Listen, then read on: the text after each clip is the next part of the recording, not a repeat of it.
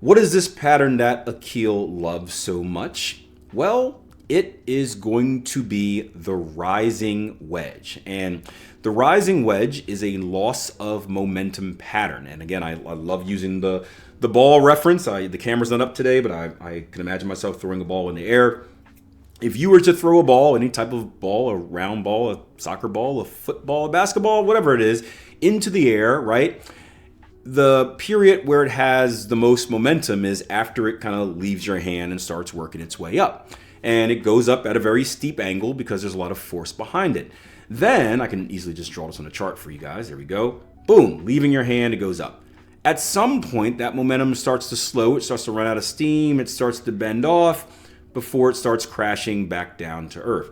This is the same way I look at these rising channels or falling channels, right? Price action came up at a pretty steep slope, right? Right here. And then you can see that all of a sudden, instead of just going straight up, it started ebbing and flowing a little more, right? That's going to be that loss of momentum. And that loss of momentum happens for a few reasons. The main two reasons are going to be the buying pressure has slowed down, right? As something gets more expensive, less people buy. I always like, if you want to visualize kind of the market movement, buying and selling pressure, supply and demand, I think one of the best ways you can visualize it as being at like an auction, right? Where if you've ever been to an auction, there's an auctioneer at the top and they say, hey, I've got item number 452 for sale. And we're going to start the bidding at $5, right? If $5 is very cheap, everyone's holding up their hand and doing their little signal thing, right? Then it goes to $10 and people are still excited. There's still a lot of momentum because they still find it to be cheap.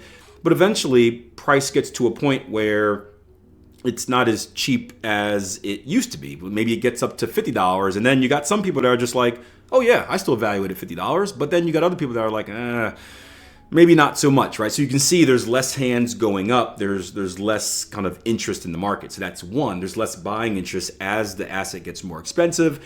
And then two, there's more selling interest because as the asset gets more expensive, for a seller, more expensive is cheaper. So it becomes a bargain buy for them. I know that's confusing, but if you're familiar with the Forex market, it makes perfect sense. So that's what we have here.